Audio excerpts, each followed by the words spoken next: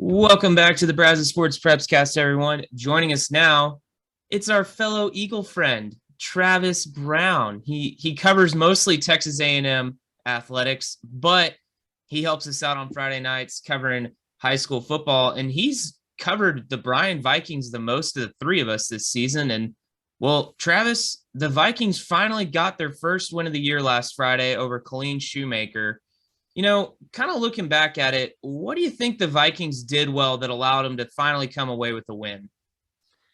I think the offense played with a lot of confidence, which is a big thing because of course, missing their starting quarterback was huge for them and trying to kind of figure out what they were going to do there. They got Tate Allen in there at quarterback, who shifted over actually from linebacker to quarterback, but just the kind of confidence that he brought to the position, even though it wasn't necessarily his most natural one, the offense followed. And then the defense has been strong for most of the year, and they brought a lot of momentum to that offense with forcing some turnovers, getting pressure on the quarterback, and just getting off the field in key situations that they knew the defense was going to be good.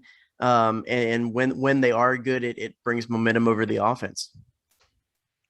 You mentioned Allen, obviously. I've talked to a few players since they moved him from linebacker to quarterback, including his brother Tanner. They really like that he's bringing back the run offensively for them. I think they're really focusing on that, or they seem to be at least. But how has having him at quarterback changed things for Bryan, you think? Yeah, I mean, I think that like I said, they have a lot of confidence. I mean, he brings a swagger. When he comes, you can just tell when the team comes up to the line that he knows he's going to pick up at least 4 yards, if not a first down or a touchdown. He has a lot of swagger and a lot of confidence in his calls and in his ability to manage the offense.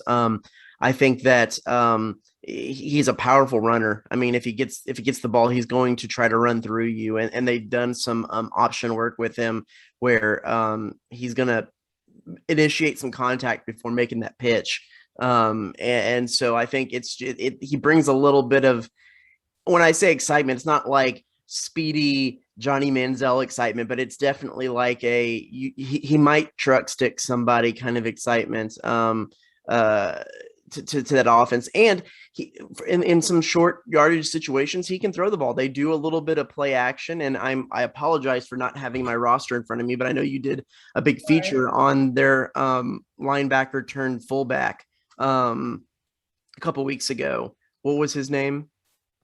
Andrew Boobin? Yeah, he was a prime target for him in the play action game coming out of the backfield. And so when they do have a little bit of a third and long situation or want to catch the other team sleeping a little bit, that play action to Boobin was working really well. Bryan's been really close in a couple of games this year. They lost the overtime game to Belton. They lost a really close one in non-district play. Travis, what do you think a win like this can do for this Bryan team? They've got 3 winnable games on the horizon against Colleen and then Coppers Cove and then Ellison. Well, I talked to Dwayne Paul Hill after the game, who is a really great quote and, of course, full of confidence. And his quote was that he hopes that win he thinks can spur them to go to win out and then have a shot there at the edge of the playoffs.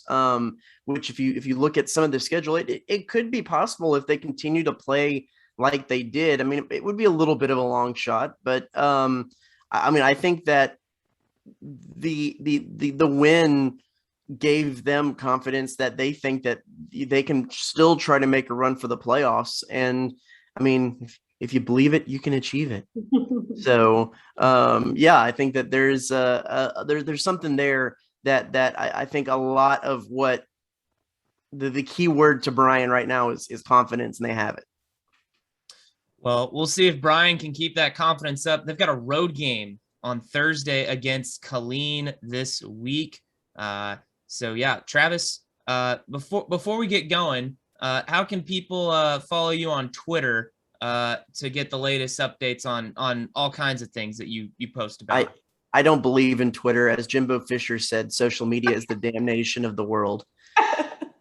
No, you can follow me at Travis_L_Brown. You can see all my auto-generated tweets from the football games because I use a scoring app. So otherwise, follow these two. Follow these guys. These are the guys you need to follow if you're doing high school stuff. They do some good stuff. So follow them. All right, Travis. Thanks for taking a few minutes to talk with us and give us a little update on Bryan. We appreciate it. You got it, guys.